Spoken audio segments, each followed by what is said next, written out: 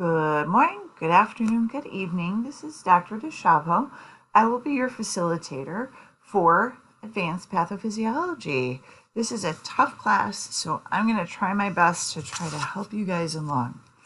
The main goal of this video is to help you navigate the course. I'm going to give you lots of tips in this. Save this video for future reference. I'm going to go over the course content and a little bit how to study.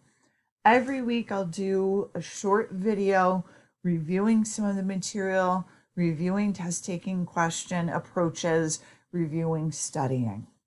So here's your weekly schedule and announcements. I'll leave this up. Week 1 correlates to module 1, week 2, module 2, etc. So every week you will have a discussion. I think there's only 1 or 2 weeks you don't towards the end. During those weeks, you will post an initial post by Thursday. And I'll look at the directions in just a little bit by just getting the times down, just scheduling stuff. And then your responses are due Saturday. So we'll take a look at that. Just keep that in mind. So week 1 discussion, your initial post will be posted Thursday, your responses by Saturday. Now, by week 2, there's a short little quiz I'm going to show you, and that helps you to practice with the proctoring system. Please take this quiz by week 2. I will show you where this is as well. Labor Day, September 4th, have a little break. So, exam 1, 2, 3, and 4, the dates are there. They're weeks 3, 6, 9, and 12.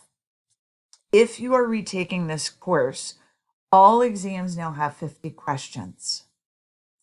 So just so you're mentally prepared, this used to have 25, it now has 50, so they all have 50. There is a large PowerPoint assignment that's due during week 11, and then there's very little week 12 other than your final exam. Upcoming events, I love this. This will show you your exams, when they open, when they close, which I put in here for you as well. And I post announcements weekly. So I'll literally grab this, whatever I've posted here, and shoot it to you as an announcement for that week. So always be looking for that next announcement. Okay, Course Home you can come to for the announcements, but see all these things at the bottom, they're also in content. So I always just shoot over to content. Now, in content, there's multiple things. This is the only thing I don't like about D2L is I find this gets a little wonky here. Okay, bookmarks, overview. I will post that course schedule here as well. Oh, this actually has a broken down course schedule. All right, I'll keep the course schedule open for you. You can grab it and put it somewhere if you like to keep track of stuff. Table of contents is where you'll get into the nitty-gritty. Succeeding in this course, it is imperative that you do the best you can to study the material given to you. You're given notes, you have the book, and then you also have the discussions. The discussions, there's very specific directions. I'll get into those, okay? And when you're studying, you want to study the notes as if you're going to recite them to someone. Or you want to print the PowerPoints and memorize them to the point where you feel you could cover that PowerPoint and recite what's on it. You really need to, at this level of coursework, know your material and also prove that you're able to look at the material, review it, and recite it back to us per se, okay? The syllabus is here as well, and the handbook. I'm not going to look through the handbook. In the syllabus is a general overall review of the course. I apologize, this takes a little while. It may actually go quicker if I download it, I found.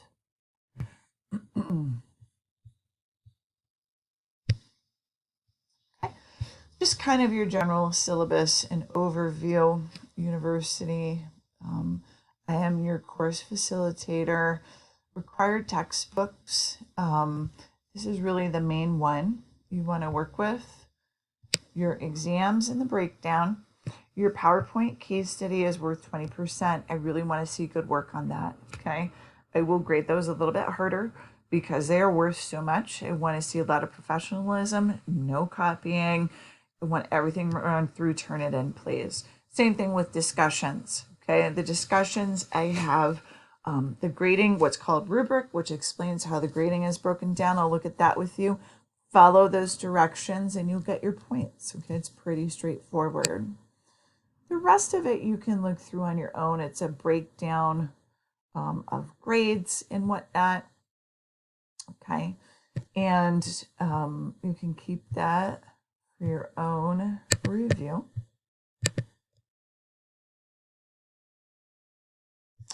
Course resources, exam study guides.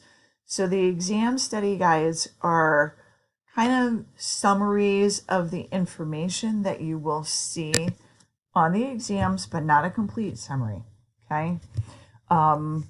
Under here are some tips, and I will do that as I go through and review the courses in our weekly videos. Here's some vocabulary for exam 1. Here's study guide for exam 1 as well. I'm going to open it up just to give you a quick overall thought. Okay. With the exam 1 study guide, they're not comprehensive. They're helpful. And I think that they're a good way to, if you print this out, see how much you remember from this. Go through and try to define them. See what you know and what you're strong in and what you're weak in. Go back to the notes and restudy it. It's very important. I equate these courses with a marathon.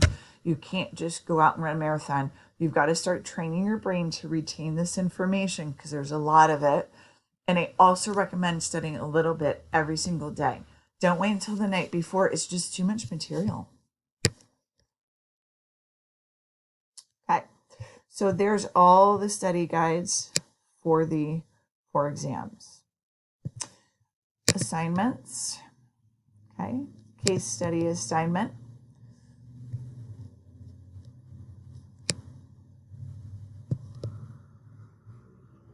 Sorry, my computer is so slow with these.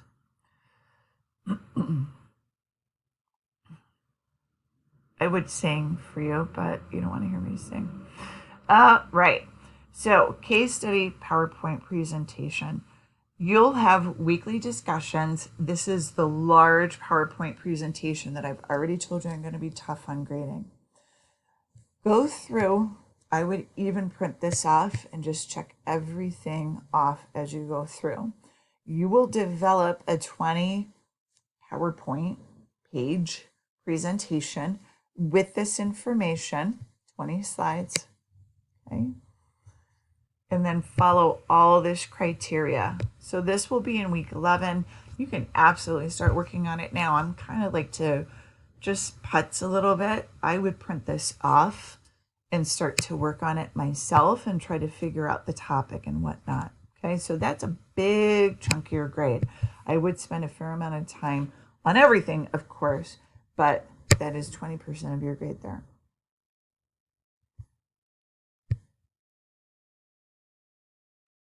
Okay, so that's the grading rubric for the PowerPoint presentation. If I open that up,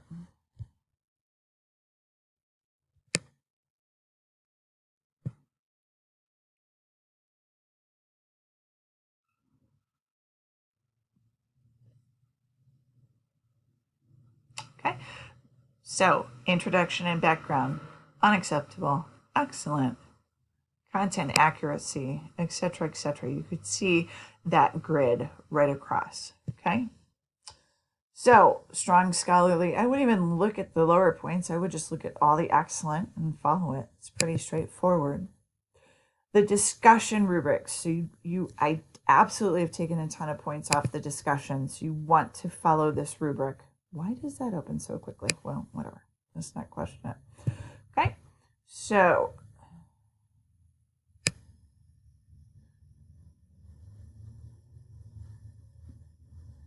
here we go. No alternatives. Okay, we monitor it. You submit these through Turnitin, okay? Well, you put them into Turnitin, you get the percentage. It needs to be lower than 24%, and then you post it in the discussions, okay? There's an initial discussion post that's supposed to be posted by midnight on Thursdays, a minimum of 250 words. You need to have resources as well, and we'll show you that in just a minute. One response, okay? 250 words. Also has to be 24% or less on Turnitin. I do check those and take points off. Please do not resubmit it to Turnitin over and over and over again. I see every time you turn it in. I see the 60, I see the 50. I immediately think you're copying from people. Get it whittled down to your own words and then turn it in, please. Do not use AI. We're in the process of getting a program to see if anybody's using AI. I will run it through an AI checker if I think it is AI. Okay. APA style format as well. You can use a course textbook as one resource, and then you can see here's the actual breakdown as well of it. Okay. So weekly discussions, one big PowerPoint presentation. Then there's a reflection rubric in Module 12 about what you've learned, etc. Turnitin resources, okay? Here's our policy. It has to be 24% or less. Accessing and understanding the similarity report.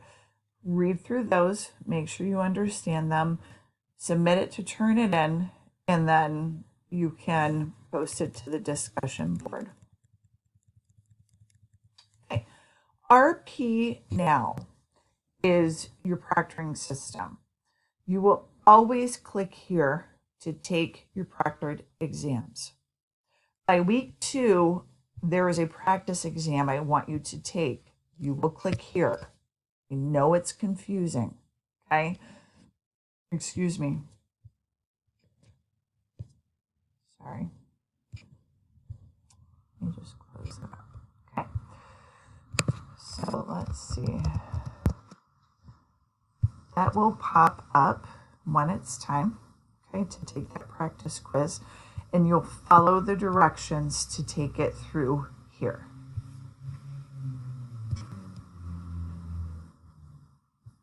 Here's a policy and instructions, and then, like I said, you have your practice exam.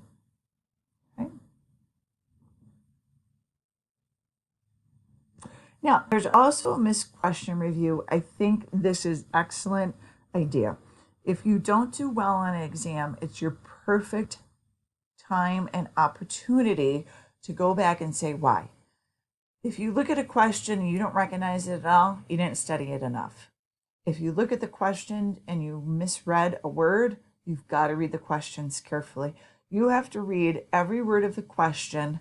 I recommend then you think about it, and then you reread the question to make sure you really have it in your head, okay? So, just want to look at this really quickly.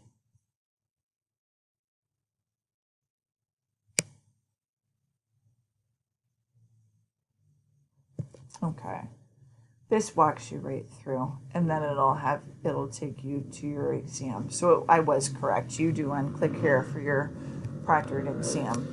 This is only the second time I've taught this. I've taught Path for 15 years, but I'm new to Wilkes, new-ish. All right, so that's your proctoring system. Make sure you get in there week 1, week 2, take the practice exam because week 3 is your first exam. We then get into the modules. So within the modules, you have an overview, and I'm going to go through this super quick because every week I'm going to do a review video for all of this.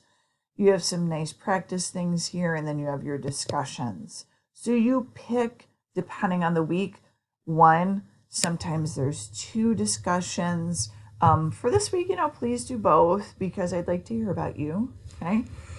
And then for this week, you only have 1. Some weeks you have 2. You would create your discussion post, your initial one, as to what you think Mr. B has, okay? And then you would respond to someone else's. These initial responses and responses to your fellow classmates should be meaty. It shouldn't be, "Hi, Susie, what a great post. I liked your font. Isn't that pretty?" It should be about the content and what you feel you can correlate from what you've learned in the class to your discussion post for the week.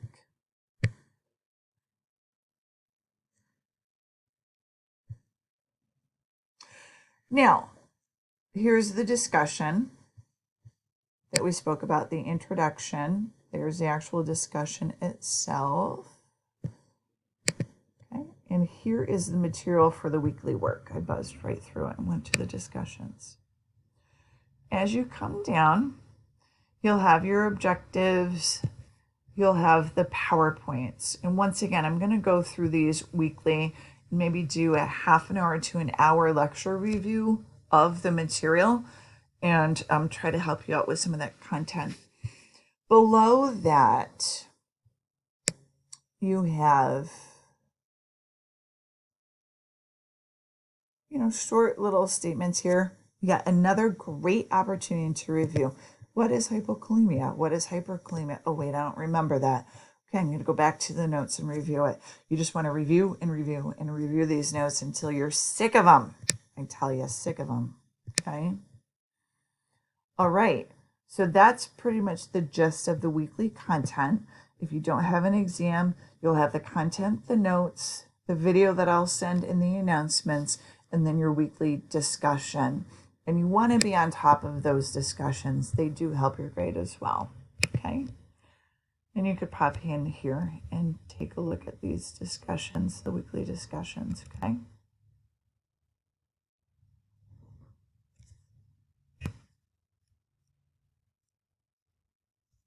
Okay.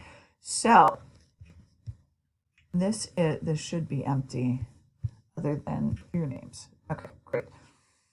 This is where you will go to post your discussions to check for Turnitin similarity.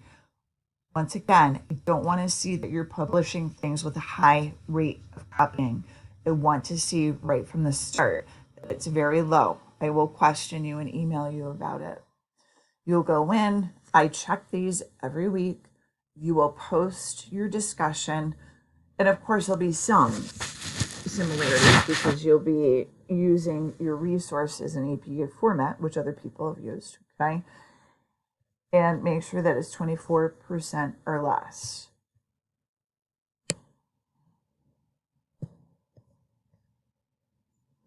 That's under assignments. Your grades are under grades if you want to follow along. There is a way that you can figure out your grade. I know that I have it somewhere. I will send it to you guys so you can keep track of your grades. And if I forget to do it, please email me. But I have a chart where you could plug in your grades and figure out what your grades are. So you know what you would need like for the final to do well on the final. And that's just about it. Like I said, I will send the first weekly announcement. I send my announcements the Friday before the week that we begin. So week 1 starts the 28th. I will post it somewhere around Friday. Sometimes it's Thursday, sometimes it's Saturday, never by Sunday, but it could happen. Okay, definitely before Monday. And if you need anything, please email me. I check my emails throughout the day, generally once in the morning and once in the evening, if not more than that. And I'm happy to help. And if you don't understand things, feel free to shoot me an email. Thank you very much, everyone. Welcome to PATH. Let me know if you have any questions.